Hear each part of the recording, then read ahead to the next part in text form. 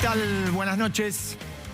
Y estamos viendo en el arranque de Código Político lo que ha sido, sin dudas, el tema de esta semana. Viene de arrastre porque la ley que pretendía limitar el aumento de las tarifas ya se había sancionado hace varias semanas en diputados. Esta semana le dio aprobación, la oposición le dio aprobación en el Senado y, como se venía anunciando, apenas 5 horas después que la ley fue sancionada por los senadores, por 7 votos de diferencia, el presidente impuso el veto, una facultad presidencial, una facultad constitucional, que siempre genera polémica, pero que, bueno, está dentro de los resortes que tiene el primer mandatario para impedir aquellas leyes o aquellas normas que el Congreso quizás sanciona sobrepasando sus propias facultades. Esto, a ver, va a traer cola seguramente. De hecho, la calle esta semana, la semana anterior, mañana va a estar ocupada por la marcha federal. La CGT se rejuntó un poquito, estaba fragmentada ya desde hace bastante el triunvirato CGTista, se volvió a juntar. Hugo y Pablo Moyano empezaron a hablar de la posibilidad de un paro nacional. Digo, todo esto es la secuela que nos viene dejando ya desde hace varias semanas lo que fue y lo que sigue siendo, pese a que ahora ha bajado la intensidad, la crisis financiera. Una crisis financiera que ha provocado, me parece, un cambio repentino de la escena política que tiene la Argentina. ¿En qué cree uno que ha cambiado? Bueno, a ver, por empezar, impactó duramente en lo que el gobierno llamó el gradualismo de estos 2 años, que más o menos le permitió sobrellevar la herencia recibida del kirchnerismo. Segundo, lo sorpresivo, lo rápido de la crisis también desnudó debilidades del gobierno, debilidades en el relato, debilidades en la comunicación y debilidades en la acción. ¿Y qué pasó con esto? Bueno, la oposición, que venía muy separada, muy dividida, con cantidad de internas, repentinamente encontró un lugar de convergencia. Encontró un lugar de convergencia para confrontar con el gobierno y para, como en el caso de la ley de limitación al aumento de tarifas, provocarle una derrota simbólica, pero una derrota. Y sobre todo en esto, lo que me parece lo más saliente, lo más llamativo, es que un peronismo que venía con muchas dificultades para encontrar un espacio común, lo terminó encontrando. Y sin distinciones. Allí estuvo el kirchnerismo más duro, representado por la expresidenta, y estuvo también el peronismo dialoguista. Aquel mismo peronismo que durante el 2016, sobre todo, también el año pasado, pero durante el 2016, colaboró con el gobierno en la sanción de algunas leyes. Es más, incluso a fin del año pasado, en diciembre, cuando se discutió la reforma previsional, una parte de ese peronismo colaboró con votos para que el gobierno finalmente lograra aprobarla. Me parece que estos son los 3 elementos de la nueva escena que enfrenta la política argentina, que tiene infinidad de matices y que tiene infinidad de preguntas, porque una de ellas es, bueno, ¿y esta unidad es duradera o es pasajera? Bueno, a ver, si uno tuviera que dar una respuesta ya mismo, diría es pasajera, pero queda mucha agua por correr. Hay un año electoral que cada vez está más cerca y no es un año electoral cualquiera. Se juega o la reelección de Mauricio Macri o el retorno del peronismo probablemente al poder. Para hablar de todo esto tenemos, y le agradecemos desde ya, a una protagonista principal de la sesión de anoche en el Senado, la titular del Senado, la vicepresidenta de la Nación, Gabriela Michetti. Con ella, obviamente, vamos a tocar el tema vamos a tocar el tema general de la marcha del gobierno. Por algo está en el lugar donde está. Y obviamente la economía, de alguna manera, ha sido determinante en el cambio de este escenario político. Hace rato que lo queríamos invitar a Pablo Verchunov, lo tenemos esta noche, le agradecemos también su presencia. Recordemos, fue jefe de asesores y formó parte del gabinete de los gobiernos de Raúl Alfonsín y Fernando de la Rúa. Acaba de editar, o de reeditar, mejor dicho, creo, después me corregirá o no, un libro sobre la historia, parte de la historia económica argentina, y si no recuerdo mal se llama De la ilusión al desencanto. También me lo puede corregir después, junto con Lucas Liach. Lucas Liach, el hijo de Juan Liach, y uno de los directores del Banco Central en este momento. Esta es una parte de la propuesta, pero tenemos más. Hoy nos acompaña un amigo, un colega, en ese orden. Le dicen el Torito, después vamos a decir por qué. Se llama Omar Lavieri, periodista de Infobae. Vamos a hablar con él de muchas cosas. Vamos a hablar, por supuesto, es su especialidad, el inicio del juicio a Amado Vudú por la causa Chicone. Pero vamos a hablar también de un almuerzo que hubo en una parrilla de acá cerca del canal. Vamos a hablar de los primeros postulantes peronistas que se animan a decirlo. Algunos que sorprenden, ¿eh? Vamos a hablar de Machirulo, sí. Poquito, pero vamos a hablar. Y también de la selección argentina. Un corte y estamos con Michetti.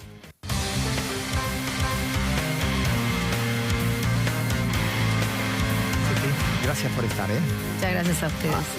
Perdón, le quiero una cosa un poquito intimista. Sí. Pero la expresidenta la maltrató un poquito, ¿no? me parece que sí. Bueno, fue un tono medio feo, ¿no? Y además Ahora, lo bravo porque que toda veía... A ver, más allá de la exposición, que la expresidenta siempre les hace bien, sí, más allá de lo que uno piense. Sí, sí. ¿Por qué piensa que la enfocó? Porque la enfocaba a usted. Sí, sí, todo el tiempo. No sé, la verdad es que no lo sé.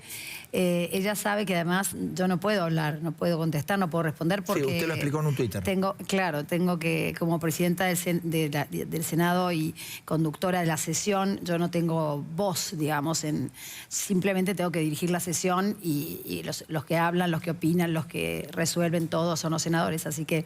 Pero bueno, no importa, ya está, y son cosas que hay que tratar de que no sucedan, nada más. ¿Y qué le dejó a usted, no desde lo personal, sino desde su lugar en el gobierno?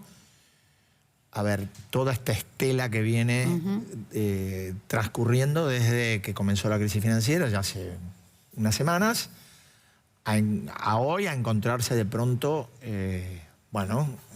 con una oposición que le hace frente, que le saca una ley, cosa que antes parecía impensable, y con un gobierno que daría la impresión que tiene que reconstruir un poco la agenda, ¿no? Digo, sobre todo para construir expectativas hacia el futuro. Sí, sí. La verdad es que lo que me deja desde el punto de vista político, institucional, en principio es una frustración, obviamente, cuando uno ve que algo no salió, se trabó y se quedó en el camino.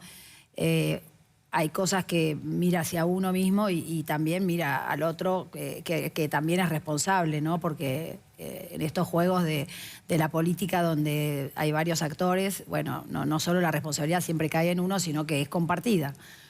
Yo creo que la cuestión de ayer, me parece que quedó clara en el debate, esta postura del peronismo que nos ha acompañado y que es un peronismo más, como se dice, más de centro, institucional y más nacional, dialoguista. Me parece que la postura fue muy errónea porque la Argentina hoy necesita como no sé, como nosotros tomar agua o alimentarnos, necesita tener una imagen de coherencia y de fortaleza en el destino, digamos, en la visión que tenemos en conjunto todas las principales expresiones políticas. Cuando Mauricio Macri va al exterior y lleva a personas de la oposición en sus viajes y se ven en los organismos multilaterales o en los países o en reuniones internacionales, cualquiera sea, se ve esa imagen. O lo mismo cuando a mí me pasa de ir a buscar inversiones o de ir a buscar mercados para los productos argentinos y también llevar gente de la oposición. Esa imagen es la que necesita la Argentina para poder despegar, para poder crecer. Hasta ahora eso venía sucediendo muy bien. Y la verdad es que la confianza que la Argentina necesita recuperar, tanto en sus inversores nacionales como los inversores externos, venía tomando fuerza, venía tomando forma también. Este tipo de situaciones a mí me duelen por una razón más práctica y real, que es que el esfuerzo de la ciudadanía se ve empañado, lastimado, ensombrecido por un juego político que no tiene ningún resultado. O sea, simplemente jugar un poco a la política electoralista, posicionarse de una manera como diciendo, mira que si puedo te hago daño. Y la verdad es que hoy no podemos estar jugando políticamente de ese modo. En la Argentina hoy se necesita enorme responsabilidad. Y la verdad es que ese peronismo venía teniendo esa responsabilidad, así como el gobierno también venía teniendo la responsabilidad de escuchar y de ir votando las leyes con cambios, a veces con ideas que no eran totalmente las nuestras, pero con cambios que nos hacían ceder un poco, pero ganar en términos del conjunto, ¿no? Y entonces eso era, me parece, el juego que realmente es responsable y es lo que necesita nuestro país, y además le hace honor al esfuerzo de los argentinos que están pagando sus facturas, en este caso, ya que estamos con el tema de las tarifas, pagando sus facturas con mucho esfuerzo y diciendo, yo lo voy a hacer porque entiendo que atravesar esta dificultad me va a permitir después no tener crisis permanentes como la Argentina viene teniendo y vivir cada 5 años o cada 7 otra vez un problema de estar mal, ¿no? Sí, a ver, lo que usted explica es así. Digo, también es cierto que aquí se produjo como un ventarrón que cambió las cosas súbitamente, ¿no? Digo, el gobierno venía con una administración de gradualismo económico, con un discurso optimista, digamos, diciendo, bueno, las cosas van mejor, y de repente en 3 semanas dijeron, no, uy, qué desastre estamos, tenemos que ir al Fondo Monetario, vamos a hacer un anclaje. Digo, eso también, además de generar inquietud social, también abre un espacio para el opositor. Después podemos discutir la idoneidad o la legitimidad de las maniobras, pero la verdad es que objetivamente lo abre. Bueno, en ese caso, como te decía, yo en estos procesos me parece que hay que mirar a uno y al otro, ¿no? A los que estamos a los actores que estamos en este esfuerzo y en esta tarea y con enorme responsabilidad de sacar a la Argentina adelante y de ponerla por fin en un camino de desarrollo, de crecimiento que se merece y que hace tantos años que no puede arrancar, digamos, no puede poner en marcha. Entonces, ahora mirándonos a nosotros, sí te digo que creo que tal vez, o por lo menos desde lo personal, yo creo, nos falta, digamos, y creo que es un tema que hay que revisar, explicar más cada cosa que va pasando y qué cosas pueden pasar para que no se produzca temor ante una sacudida como puede ser la que vivimos ahora, que están dentro del proceso de cambio que estamos viviendo como una posibilidad, pero que no rompen el camino, ni la visión, ni las certezas que uno tiene y que por supuesto que puede abrir la oreja y escuchar y cambiar algunas cosas, pero hacia donde tenemos que ir y cómo debemos ir, no hay mucho para inventar, porque, por ejemplo, que la Argentina tenga unas cuentas públicas transparentes y que sean serias y sean cuentas públicas responsables, eso no tiene mucho ¿no? para sofisticar. Sí, pero de pronto, a ver, usted lo decía recién, a ver, venimos con el tema de las tarifas. Pichetto dice, bueno, si la discusión la habilitó Cambiemos adentro, ¿por qué nosotros no nos podemos discutir? Pero digo, venimos con las tarifas. De pronto se dice, es el último aumento. Bueno, parece que no es el último aumento. De pronto dice, bueno, además van a aumentar los combustibles. Bueno, hoy decidieron que se para, no sé por cuánto, el aumento de combustibles. De repente dicen, bueno, también aumentan los transportes. Entonces, es como que por eso creo... A ver, esta sensación de que viene todo junto y no hay un orden establecido, ¿no? Y a ver. Me parece que esto irremediablemente causa inquietud. Yo tomo lo que me estás diciendo y creo que hay una parte de razonabilidad en lo que, obviamente, en lo que decís, que tiene que ver con lo que recién manifestaba. Hay que explicar, y hay que explicar las cosas que pueden pasar, hay que prevenir y contar también lo que puede pasar, porque, digamos, si no, en el momento que pasa y no sabes bien por qué, el temor, obviamente, ante una situación donde estamos todos haciendo esfuerzos importantes y sobre todo la clase media y los que menos tienen, obviamente que no es lo adecuado, no es lo mejor, no es lo razonable. Entonces yo tomo esto y digo, nosotros tenemos que estar mucho más claros en el mensaje, más presentes en el hablar y en el contar. Tenemos que estar mucho más explicando lo que estamos deseando y hacia dónde vamos. Y además contando también que hay un gobierno que está trabajando en una enorme cantidad de cosas que van muy bien.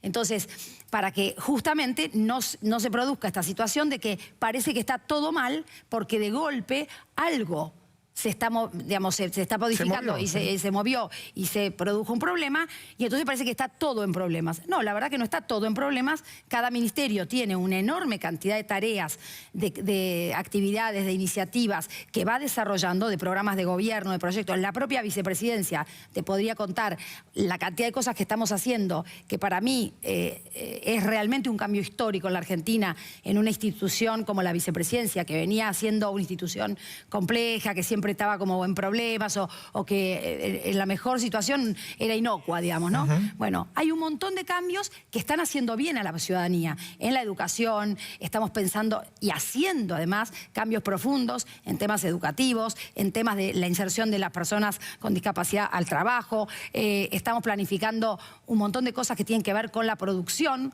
con sectores de la producción nuevos para la Argentina que hay que desarrollar, como puede ser el artesanado, como otros países del mundo lo hacen en África o en Marruecos, que tienen hasta un 7% del PBI desarrollado a partir del artesanado, y eso es producción, trabajo. 2 millones de hogares en Marruecos se dedican al artesanado y viven del artesanado, y la Argentina tiene de las mejores materias primas y de las mejores técnicas ancestrales, modernas, el diseño, las cosas creativas, de las industrias creativas, un montón de cosas que se están desarrollando. Entonces también es bueno que la gente conozca que no todo pasa por un golpe, digamos, en esta parte del cuerpo, ¿no? O sea, hay un montón de lugares donde estamos mejorando nuestra situación y poniendo la salud de la República en una, digamos, en una perspectiva mucho mejor de la que tenía. Entonces, creo que eso es una parte importante para nosotros, un mensaje importante para nosotros,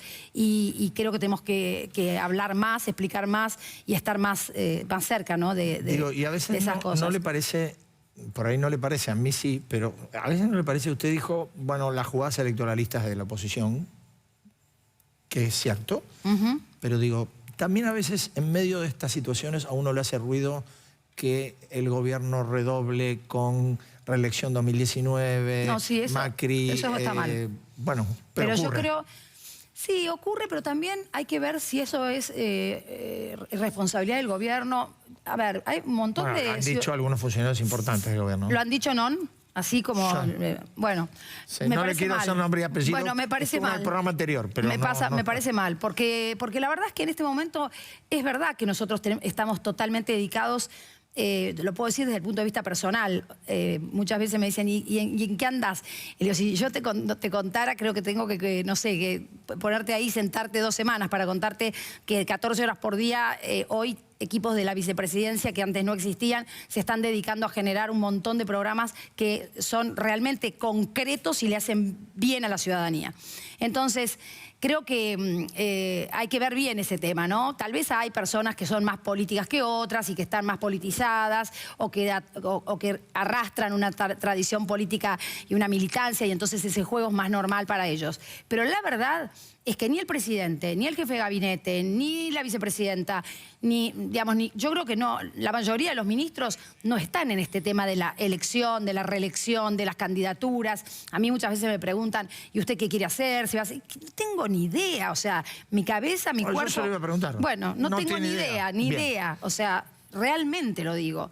En este momento la responsabilidad es tan enorme que uno vive tomado por esto. Vive tomado, o sea, la vida está chupada, digamos, toda, por la vocación de hacer las cosas bien, por poner todo lo que uno pueda, entregar todo lo que uno puede entregar, porque de verdad es un momento en el que se siente como una responsabilidad patriótica muy potente. Entonces, así como cuando me tocó ir a las Naciones Unidas, siempre cuento, y representar a la Argentina, y por primera vez entendí o sentí, más que entendí, y vivencié lo que significa la investidura, ¿no? Sentarse frente a los presidentes de los demás países del mundo y contarles en qué está la Argentina, hacia dónde quiere ir la Argentina, cómo se planta frente a los demás países. Y de verdad sentí como una cosa física de responsabilidad enorme. Bueno, frente a nuestros ciudadanos, más aún. Entonces, creo que no hay que hacer esas cosas, no hay que hacer esos juegos.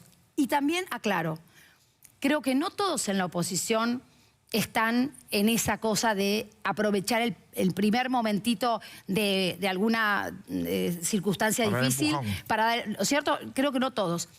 E incluso también creo que personas que ayer tuvieron un discurso o una actitud en el voto y en el propio discurso, ¿no? Que no fue para mí la adecuada en términos de responsabilidad.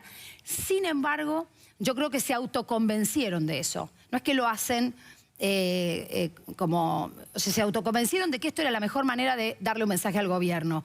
Y me parece que tienen que revisar que los mensajes se pueden dar de otra manera, sin lastimar el esfuerzo de la gente, sin empañar toda esa tarea, ¿no? De día a día y de esforzarse en trabajo, en pagar una factura más cara, en todas esas cosas.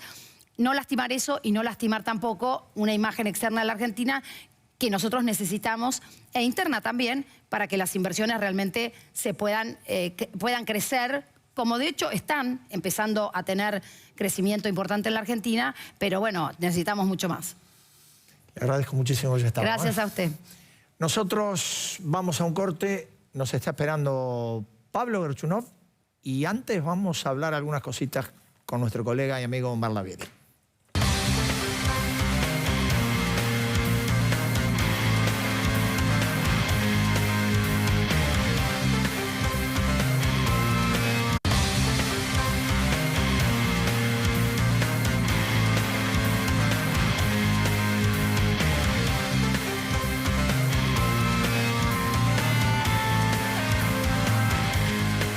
Y estamos de vuelta. A mi derecha, Omar Lavieri. Ahora le va a explicar él. Yo le voy a agarrar la corbata. ¿Por qué le dicen el Torito? ¿Por qué el Torito? Me dicen, vos me decís el Torito. Yo soy hincha de Chicago. Bien. Estos son los colores verde y negro. Y en esta semana el verde tiene otro símbolo que es mi apoyo humilde a la despenalización del aborto. Muy bien. ¿Me ayudas a hacer picado fino? Como usted diga, Van der Koin. Director.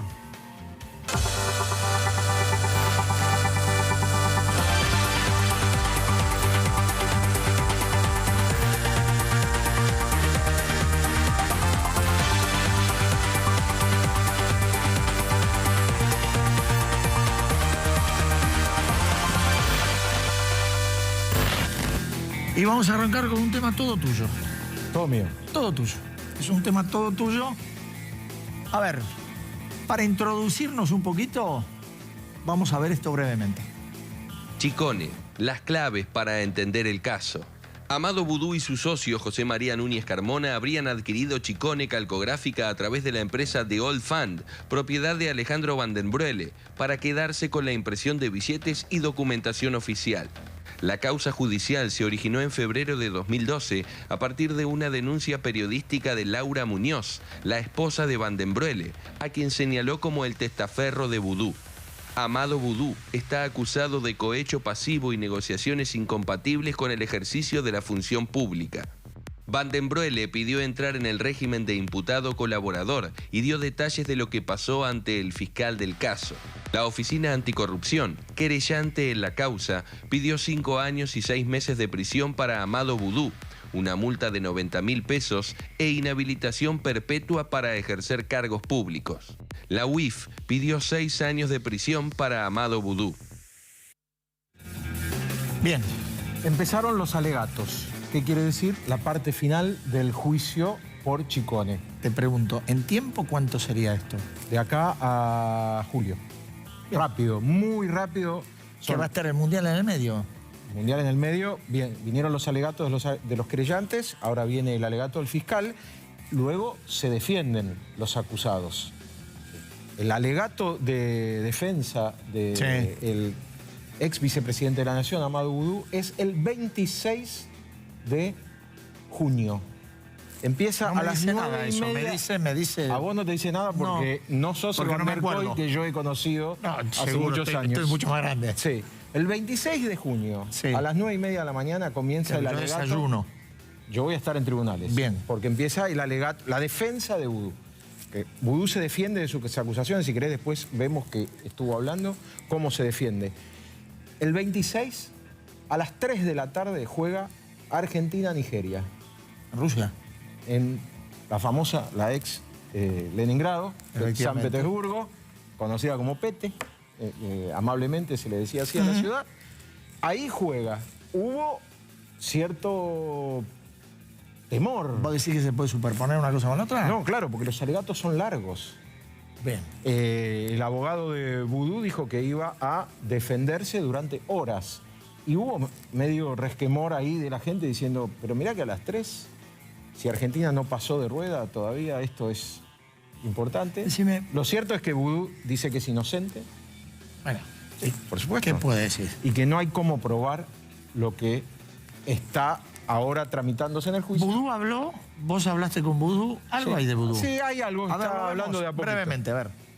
Que soy inocente y que todas las supuestas pruebas que dicen no son tales. Y esto va a quedar claro cuando mi abogado haga el alegato. Bien, te pregunto. Sí. Estamos hablando del intento de compra de una empresa dedicada a fabricar Billetes. billetes. Papel de seguridad, específicamente billetes, Perfecto. en este caso. El pedido de condena que hace esta semana la Oficina Anticorrupción fue... 5 y 6 meses. Prisión de 5 años y 6 Digo, meses y la yo UIF te- 6 años. yo te- Y detención inmediata. Yo hago esta comparación que no tiene nada que ver con nada, pero la hago por imágenes. A ver. Lula se va a comer probablemente 12 años de prisión por la dádiva de un triplex. Sí, Acá hubo un intento de compra de una fábrica de billetes. sí. ¿Sabe qué tiene que hacer, señor Van der Koy? Dígame. Reclamarles a los legisladores que aumenten las penas para los casos O de sea que corrupción. el problema está en la jurisprudencia, No, en la legislación. en la legislación. ¿Y sabes por qué? Esto lo aprendí hace mucho cuando empecé a cubrir casos judiciales. ¿Por qué las penas para casos de corrupción son bajas? ¿Quiénes las formulan? No sé, decímelo. Los legisladores, Sí. que alguna vez quieren estar en el Poder Ejecutivo. Entonces hay una especie de cobertura previa. No se suben las penas, esto me lo han contado los penalistas, no Bien. se suben las penas por estas cuestiones. Bueno, tenías otra cosita vos, ¿no? Sí, porque A ver, dale. la semana pasada también, digo, se están revisando casos del kirchnerismo, por supuesto, por eso hablamos de esto. Pero la semana pasada sucedió algo novedoso. El juez Claudio Bonadío llamó a indagatoria al primer funcionario importante del gobierno actual, sí. a Emilio Basavilbaso, el hombre que encabeza ANSES, por una venta de acciones. Lo tenemos en la foto. Ahí está, por una venta de acciones que hizo el Fondo de Garantía de Sustentabilidad, que es el que maneja el dinero de ANSES, de acciones de la empresa Petrobras, que se la vendieron a el conglomerado cada vez más poderoso del empresario Marcelo Mitlin. Bien. Va a indagatoria. Bien, esto haría presumir que la justicia es equitativa. Yo no me atrevería, yo a tampoco. decir tanto. Digo, haría presumir. No lo sé. Digo, Más bien creo que no, pero yo no me atrevería a hablar de equidad. Escúchame, vamos a otra cosa. Yo te voy a Dígame proponer algo. un acertijo ahora. ¿A mí? Sí. Bueno, dígale. A ver, vamos a ver esta sucesión de fotos o este conjunto. A ver, director, ¿quiénes circulan por ahí? Bien, este es el acertijo. A ver. Este es el acertijo. Si lo que vamos a ver, o lo que yo te voy a plantear, es verdadero o es falso. Esta semana se encontraron en un mismo restaurante, vos lo dijiste, de acá cerca, Sí. Nada. María Eugenia Vidal. Ahí están los tres. Apa. Horacio Rodríguez Larreta, que es amigo personal de Sergio Massa, y Sergio Massa. Los tres negaron haber almorzado juntos. Sobre todo Massa, quien dijo, yo ni la vi a María Eugenia Vidal. Yo te pregunto, ¿comieron o no comieron? ¿Es verdadero o falso que no comieron juntos, como dijeron todos los tres? Compartir chinchulines y molleja de entrada en una parrilla, ¿eso califica como comer? Una proboleta, ya como que califica como... ¿Califica? Sí. ¿Vos qué pensás? Que es verdadero. A ver, director. Efectivamente, muy bien, Lavieri. No sé si acertaste o estabas informado, pero efectivamente, sí, comieron, pese a que lo negaron, comieron en una parrilla de acá de San Telmo. Bueno, a ver, yo lo dije recién, Sergio Massa es amigo personal de Horacio Rodríguez Larreta y Sergio Massa es un aliado en la legislatura bonaerense de María Eugenia Vidal. Después que Sergio Massa esté con Pichetto o se junte con Magario y Espinosa es otra historia. Pero lo cierto es que, bueno, el ex intendente de Tigre mete un piecito en cada orilla, ¿no? Por ahí anda. Necesita. Lo necesita. Necesita yo porque creo está casi... Yo creo que lo necesita porque, bueno, se viene en tiempo y vamos ahora a ver esto. Se viene en tiempo, vos sabés que a propósito de que el peronismo se juntó, ya hay algunos que han empezado a asomar la cabeza. Manifestar su... Sí, vamos a ver, algunos rarísimos. Opa. No tan raros. Mira, mírame esto. Esta gigantografía de este cartel está acá nomás cerca. Sí. En la calle Lima. Pero- y es Guillermo Moreno. Mario Guillermo, ¿vos te lo Sí. imaginás? ¿Mario Guillermo presidente o él se está...? No, yo creo, a ver, ¿vos te imaginabas ¿Una número paso? 9 de Chicago? No. Ya no. Pero tendrías ganas. Sí, claro. Bien, yo creo que a Moreno le pasa exactamente lo mismo. Pero quiero decir, para una paso, para... No dice, él ahí, viste, como ahora están todos, digo... En la previa. Felipe Solá admitió, dice, bueno, si mi nombre ayuda, yo podría ser candidato a unidad, bla, bla, bla. Tenemos otro, a ver, El hombre que director. no quiso ser en el... Efectivamente. A ver, mira, Otra mira vez. esto, mira esto. El Mira eterno. Pero mirá la inscripción. Fue un saludo que envió de la Sota esta semana con motivo... No, esta semana. El viernes pasado con motivo del 25 de mayo. Ahí está. Sí. Sí. Puedo y quiero. Feliz día argentino. Si esto no es promoverse para una candidatura, Está corriendo de nuevo de la Sota. Otro que no Da la corrió, impresión. otro que no corrió en 2003. da la impresión. ¿Te Da la acordás? impresión. Que Sí. no arrancó. Atendeme una cosita. Dígame. Yo no quiero que opines de esto. Esto es para ver, escuchar. Después si te van a decir algo, decilo. A ver. Esto tiene que ver con una respuesta que esta semana la expresidenta Sí. le dio a Mauricio Macri. A ver, director. Demuestren que existe un peronismo responsable y confiable, que no se deja conducir por las locuras que impulsa Cristina Fernández de Kirchner. Machirulo, hoy cocinas tú, me voy de huelga de mujeres. Machirulo, acostúmbrate, sin nosotras el mundo se detiene.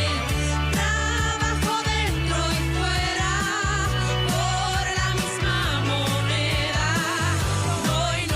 Hoy nos toca descansar. Machirulo, soy la nueva yo, porque el feminismo ya me despertó. Realmente este término no aparece recogido en el diccionario académico ni en los principales diccionarios de uso aquí españoles. Le tuve que preguntar de qué decías y qué significaba, así que no.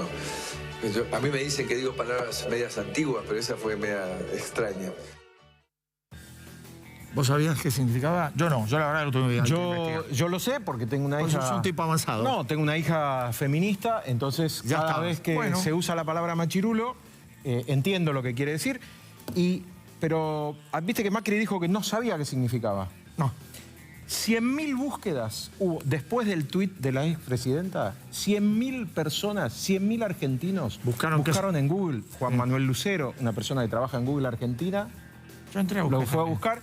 Quedaron registrados 100.000 argentinos que no sabían qué quería decir la palabra Yo soy machirulo. uno de ellos. 99.999 y Van der Koy. Ahí está. ¿Está bien? Muy bien.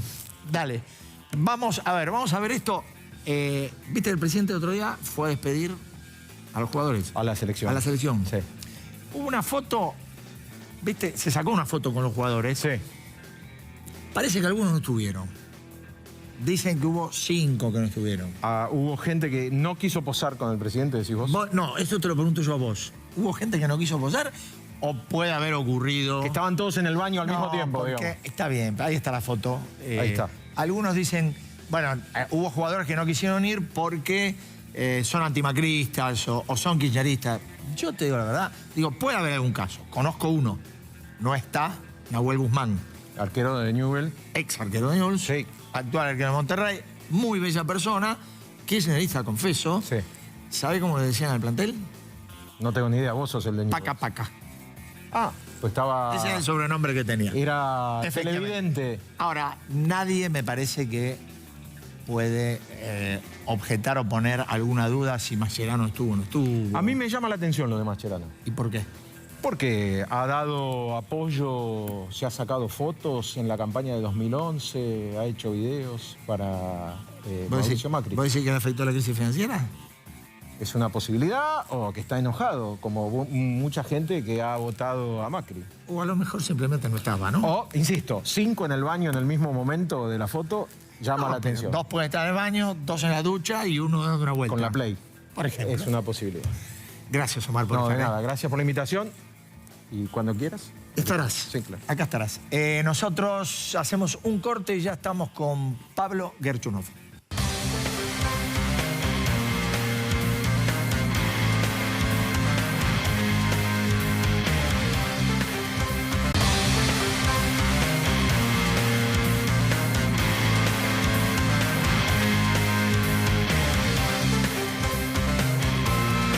Y aquí estamos, lo veníamos prometiendo. Este es el libro séptima, ¿no? Séptima reedición del libro de Pablo Gerchunov, Lucas Yach, El ciclo de la ilusión y el desencanto, políticas económicas argentinas de 1880 a nuestros días. Bueno, acá está todo. Gracias por estar, ¿eh? Por favor.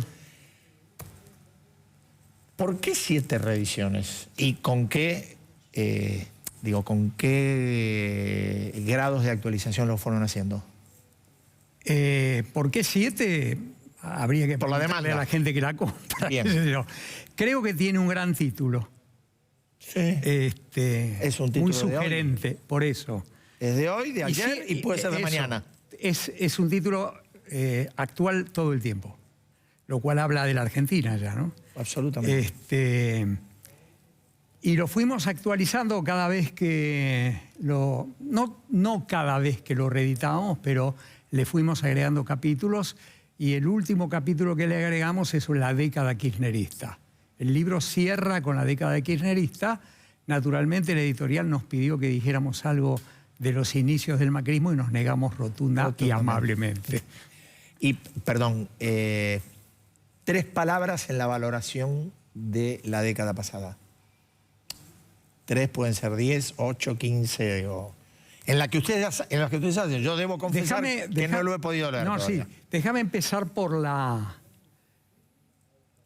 un rasgo político, porque el libro en cada capítulo tiene algún intercambio entre cuestiones económicas y cuestiones políticas.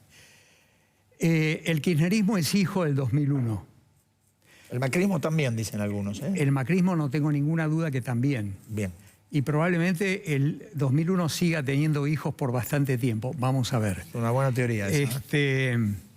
La cuestión es que como hijo del 2001 y como el primer hijo del 2001, dejemos de lado a Duhalde. Sí, está claro. ¿No? Como primer hijo del 2001, toda su política económica está impreso por la urgencia de recuperar el poder presidencial y expandir un poder que estaba en cuestión. Absolutamente. Es decir, para toda la 22% clase, de los votos, ¿no? Exactamente. Eso fue tremendo para ellos, ¿no? Ajá. Yo escribí un artículo previo a esto que se llama ¿Y ahora qué hacemos?, que fue esa frase que Néstor Kirchner dijo alguna vez, que se dijeron con Cristina cuando se quedaron solos el día de la Asunción. ¿Y ahora qué hacemos? Ese ahora qué hacemos está diciendo mucho. Y la urgencia por acumular poder hace que explica bastante de la política económica del kirchnerismo, ¿no? Es una urgencia por impulsar el consumo, por impulsar la inversión, por ganar votos con la política económica. Por bastante tiempo, eso no necesitó mucho de impulsos, llamémoslos así, populistas. No lo necesitó. Yo creo que yo no busqué la primera vez que se llamó populista a los gobiernos kirchneristas, pero creo que es bastante tardío. Creo que debe ser posterior a la crisis del campo. Cuando la capacidad ociosa inicial se agotó y se llegó al pleno empleo y comenzaron las presiones inflacionarias, comenzaron las dificultades para seguir por ese rumbo, y esas dificultades fueron sorteadas o enfrentadas con políticas igualmente urgentes, pero ahora con el rasgo del populismo, ¿no? El aumento del gasto público, el cierre de la economía, la prohibición de la exportación de carne, todo un modelo que cuando termina la historia del kirchnerismo uno la puede comparar y encuentra muchos parecidos con el primer Perón. Cuando digo el primer Perón, quiero decir el Perón del 46 al 49. Está claro, el Perón de los 70 era otra cosa. El Perón de los 70 es otra cosa, y yo diría el Perón desde el 49 en adelante ya está enfrentado a una crisis, pero esto es otra historia. Ahora, en el desarrollo de esa década, ¿queda la bomba, como dice el gobierno, o se exagera?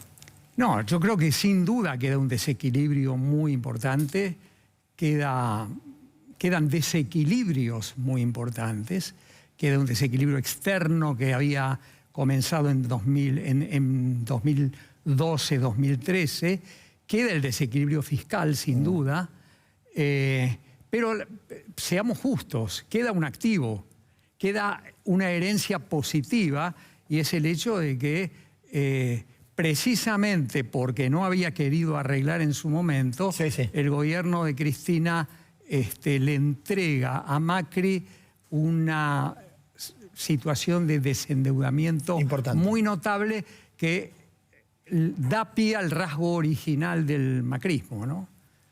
A la idea de que el financiamiento se pueda hacer gradualmente. Exactamente.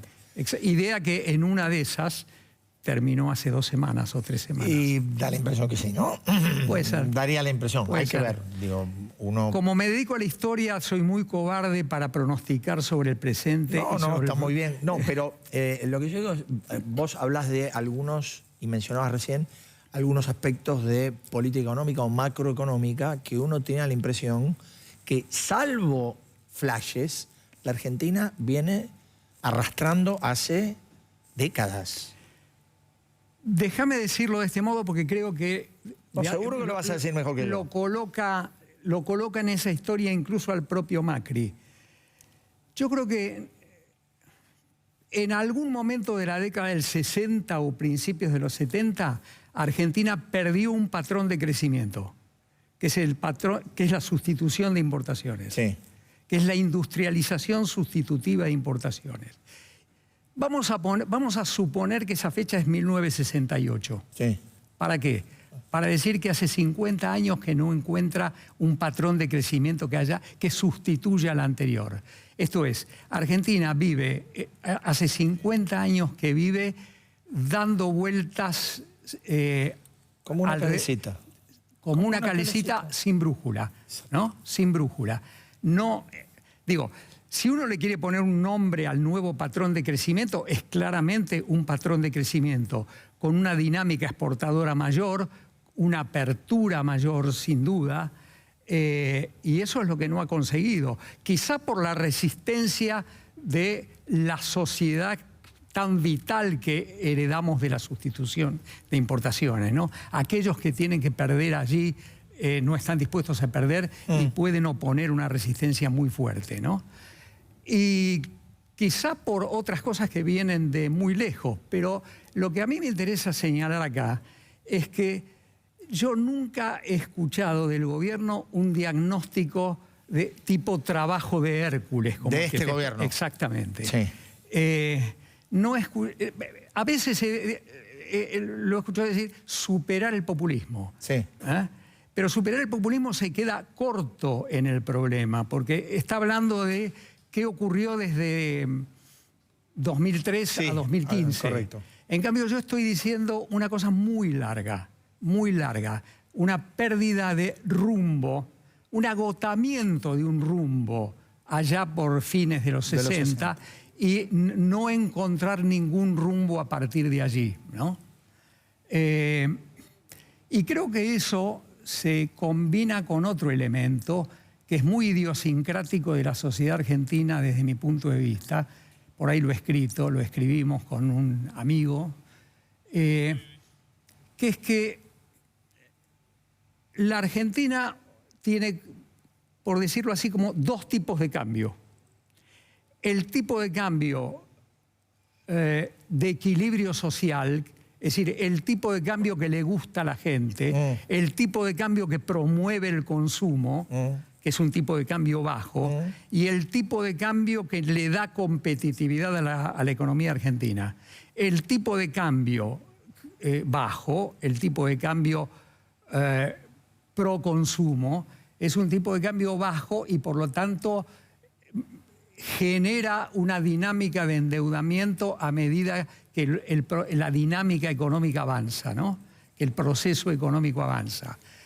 Y pedirle a esa sociedad, que es una sociedad mayoritaria, pro consumo, que acepte el otro tipo de cambio, el tipo de cambio competitivo, de competencia, de competitividad, es muy antipático. Bueno, pero a ver, estoy de acuerdo. Es muy antipático, pero por un lado también conspira contra la posibilidad de crecer, de desarrollarse. Esto era lo último que te quería preguntar. Hace poco yo leí unas declaraciones tuyas en un reportaje que te hizo La Nación, creo, donde en un momento en el que todos estamos hablando, a veces tocando de oído, pero todos hablando sobre el gasto público, la necesidad de reducir el gasto público, etcétera, etcétera, etcétera, vos decís, bueno, acá el gran problema no es el gasto público, sino la falta de desarrollo o la falta de crecimiento. Yo diría que el gran problema es esta dinámica conflictiva, este conflicto distributivo estructural, vamos a llamarlo así, que impide el crecimiento. O sea, el conflicto sería entre crecimiento y consumo. Entre desarrollo y equidad, vamos a decirlo así, en términos cepalinos, entre desarrollo y equidad.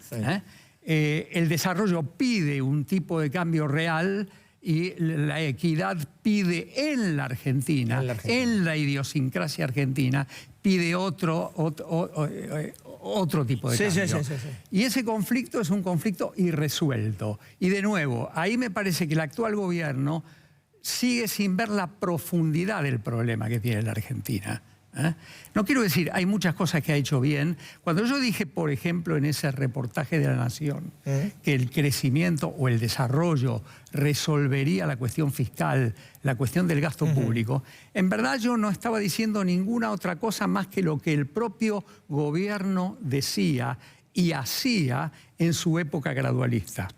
Y ese reportaje, en verdad, está contestado cuando todavía antes del ventarrón. El ventarrón no había existido.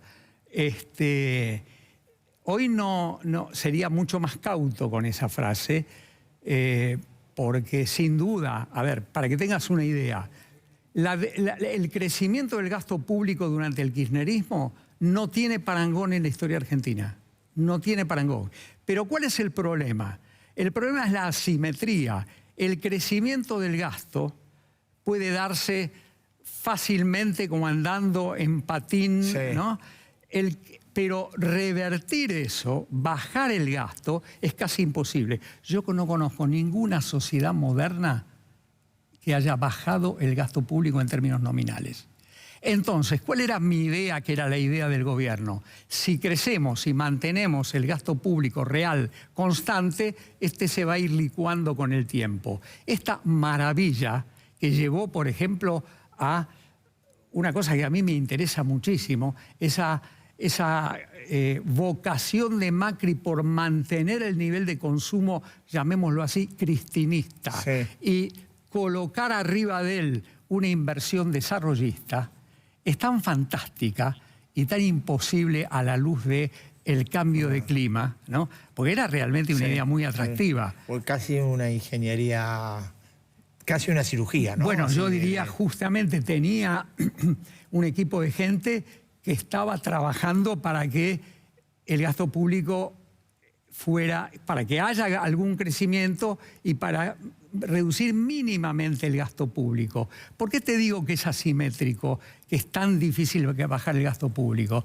Porque ¿sabes qué es el gasto público del kirchnerismo? Es básicamente gasto público social. Es claro. AUH más jubilaciones explican 2/3 partes del crecimiento del gasto. ¿Cómo se vuelve atrás de eso sin una enorme rebeldía social? No, está claro. No se vuelve. No se vuelve. Te agradezco muchísimo que No, por hayas favor. estado y nada, cuando te llamemos otra vez te espero. Nosotros ahora, para ir cerrando Código, vamos a entregar las medallas, como todos los jueves.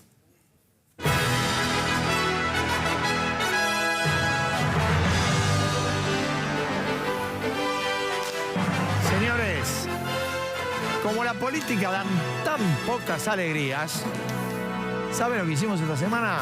Le vamos a tirar una medallita de oro que no la necesita porque el oro le sobra a Leo Messi. La selección se fue a Rusia. Hay una ilusión, hay una esperanza, guste más o guste menos el fútbol. La verdad que buscamos y la política no tenía ninguna alegría. Oro para Messi, se va para Moscú. Plomo, director.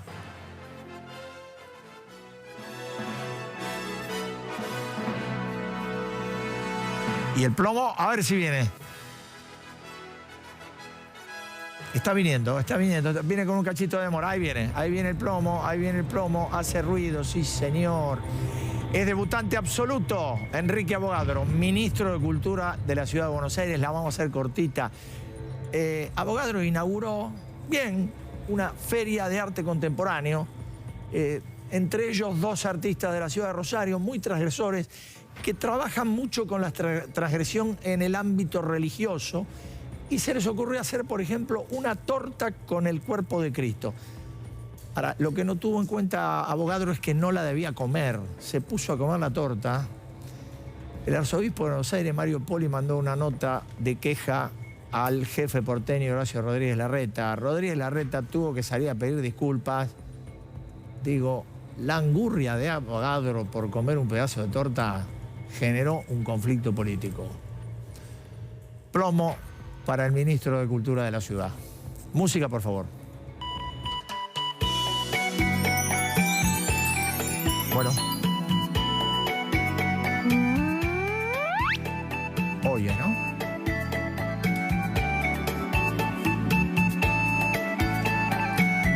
Y acá está.